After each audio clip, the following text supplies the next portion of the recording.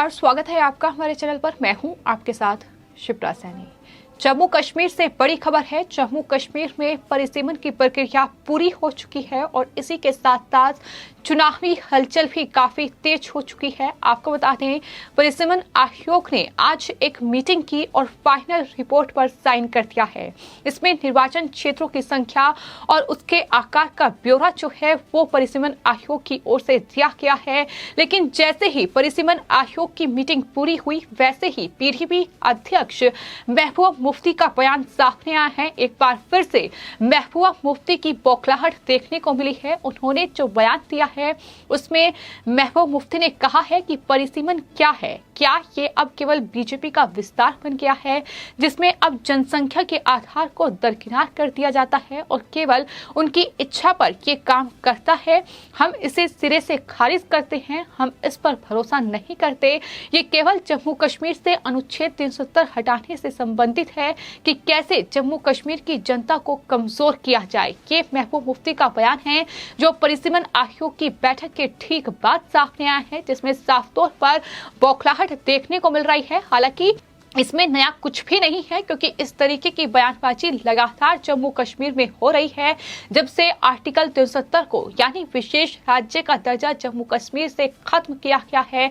मोदी सरकार ने 5 अगस्त 2019 को ये बड़ा फैसला किया जहां जम्मू कश्मीर से विशेष राज्य का दर्जा खत्म करके जम्मू कश्मीर और लद्दाख को अलग अलग केंद्र शासित प्रदेश बना दिया गया। और अब जम्मू कश्मीर में चूंकि चुनावी प्रक्रिया जल्द ही शुरू हो जाएगी तो इससे पहले महबूबा मुफ्ती की ये बौखलाहट देखने को मिली है। वहीं परिसीमन प्रक्रिया पूरी हो चुकी है और परिसीमन आयोग ने केंद्र शासित प्रदेश यानी जम्मू कश्मीर के परिसीमन के अंतिम आदेश पर हस्ताक्षर भी कर दिए हैं। आपको बता दें, जम्मू कश्मीर परिसीमन आयोग की आज एक बैठक हुई थी जिसमें जम्मू कश्मीर के परिसीमन के अंतिम आदेश पर हस्ताक्षर कर दिया गया है। लेकिन इसी के साथ साथ बेहद महत्वपूर्ण जानकारी भी उनकी तरफ से दी गई है। दरअसल केंद्र की मंजूरी के बाद अब चुनाव आयोग वोटर लिस्ट तैयार करने की कार्रवाई जम्मू कश्मीर में शुरू करेगा और जम्मू कश्मीर परिसीमन आयोग के मुताबिक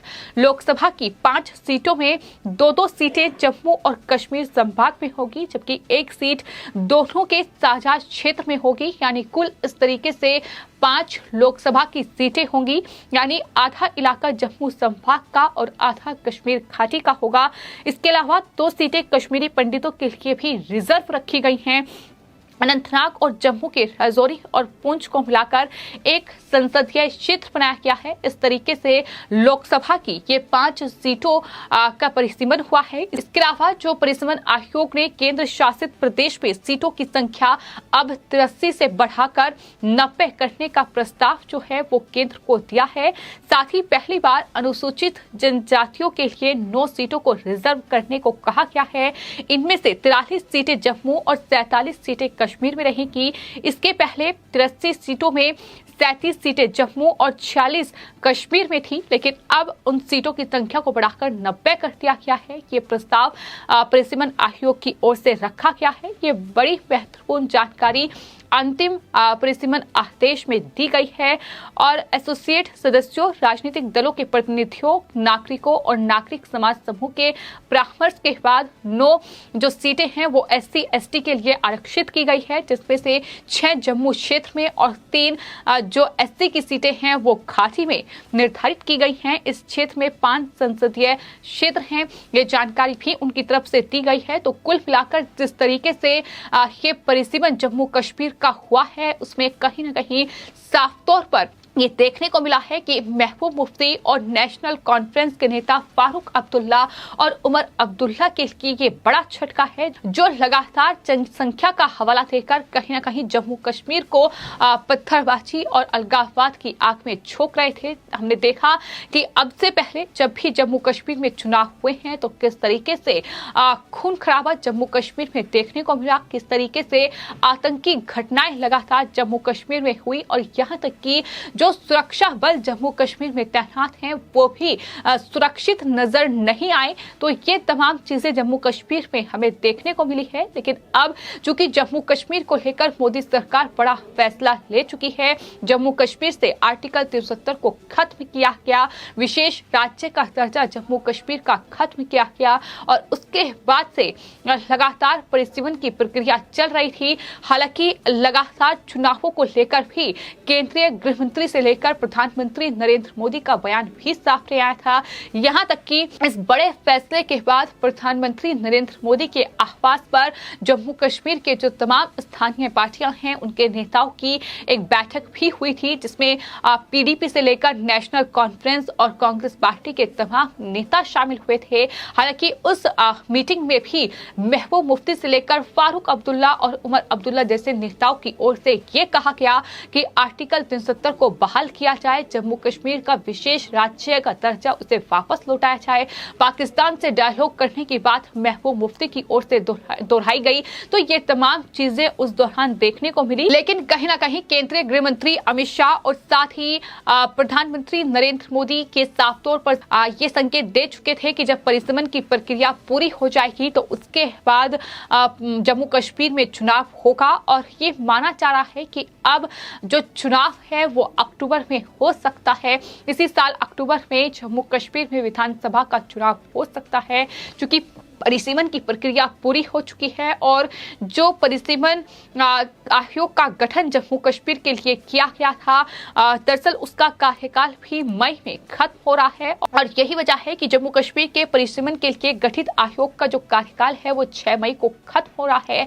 इससे पहले केंद्र को परिसीमन आयोग रिपोर्ट सौंप सकता है, इसकी जानकारी हमने आपको दी थी। लेकिन आज ही बैठक हुई है, महत्वपूर्ण बैठक हुई है, जिसमें तमाम चीजें जो हैं वो सामने परिसीमन आयोग ने रख दी है कि ये तमाम लोग थे जिनसे परामर्श किया गया, जिनसे जानकारी जुटाई गई और उसके बाद इस तरीके से ये परिसीमन किया गया है।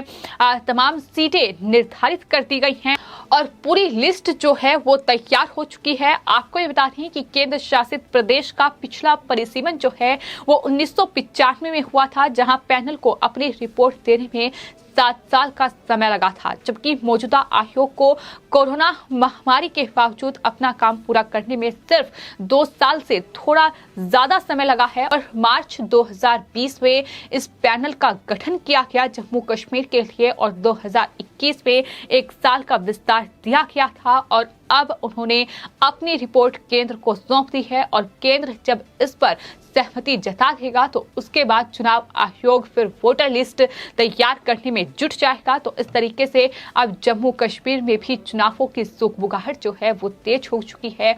अब कहीं ना कहीं चुनावी जो हलचल है वो तेज हो चुकी है और यही वजह है कि पीडीपी प्रमुख महबूब मुफ्ती से लेकर फारूक अब्दुल्ला, उमर अब्दुल्ला और तमाम कांग्रेस पार्टी के नेताओं के बयान भी लगातार हम देखेंगे कि सामने आएंगे, क्योंकि जम्मू कश्मीर में इस बार का चुनाव बेहद महत्वपूर्ण होगा।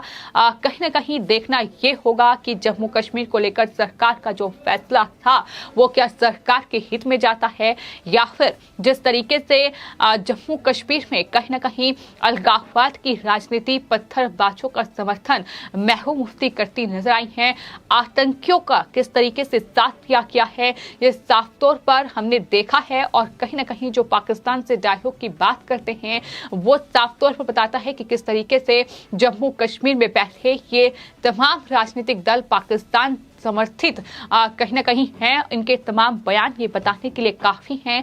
तो अब आपको बता दें परिसीमन की प्रक्रिया पूरी हो चुकी है और जम्मू कश्मीर पुनर्गठन एक्ट 2019 के मुताबिक जम्मू कश्मीर विधानसभा में 7 सीटें बढ़ाई जाएंगी। ये साफ तौर पर अब परिसीमन आयोग की ओर से अपने इस पूरे ब्यौरे में जानकारी दी गई है। फिलहाल आपको बता दें जो परिसीमन आयोग की ओर से जम्मू कश्मीर को लेकर जो परिसीमन किया गया, जो परिसीमन प्रक्रिया चली उस पर जो रिपोर्ट सौंपी गई है, जो पूरा ब्यौरा दिया गया है। दरअसल जो आयोग था उसके सदस्य जो थे जस्टिस रंजना देसाई के नेतृत्व में ये गठित इस पैनल में मुख्य चुनाव आयुक्त सुशील चंद्रा और जम्मू कश्मीर के राज्य चुनाव आयुक्त इसके पैनल के सदस्य हैं। और परिसीमन आयोग ने अपनी अंतरिम रिपोर्ट सहयोगी सदस्यों को 4 फरवरी को सौंपी थी। फरवरी 2022 में आयोग को काम पूरा करने के लिए 2 महीने का विस्तार दिया गया था और वरना आयोग की समय सीमा जो है वो 6 मार्च को समाप्त हो गई थी, जिस बात की जानकारी केंद्रीय गृह मंत्री की ओर से भी दी गई थी कि मार्च में परिसीमन प्रक्रिया पूरी हो जाएगी और उसके बाद चुनावों का ऐलान होगा। अब माना जा रहा है कि केंद्र सरकार की मंजूरी के बाद चुनाव आयोग वोटर लिस्ट तैयार करने की कार्रवाई शुरू कर देगा। हालांकि इसको लेकर लगातार जो विपक्षी पार्टियां हैं उनकी बौखलाहट देखने को मिली है। फिर चाहे वो जम्मू कश्मीर को लेकर ये बड़ा फैसला आर्टिकल 370 को खत्म किया गया, विशेष राज्य का दर्जा जो जम्मू कश्मीर का था वो खत्म कर उसे केंद्र शासित प्रदेश बनाया गया। उसके बाद लगातार केंद्र सरकार जो है मोदी सरकार वो जम्मू कश्मीर को बेहतर करने के लिए लगातार विकास कार्य वहां कर रही है। और हमने ये भी देखा है कि किस तरीके से केंद्र सरकार का ताबड़तोड़ एक्शन जो है वो पत्थरबाजों और अलगाववादियों पर हुआ है,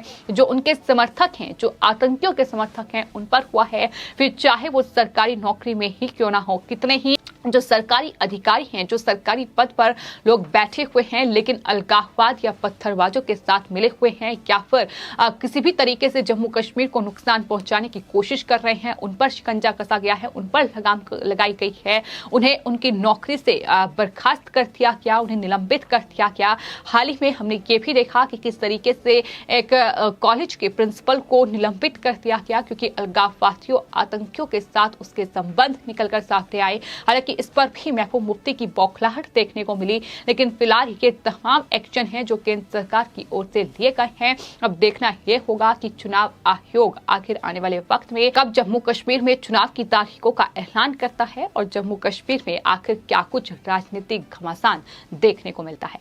फिलहाल आपकी इस पूरे मामले पर क्या राय है हमें कमेंट बॉक्स में जरूर लिखें और चैनल को सब्सक्राइब करें। धन्यवाद।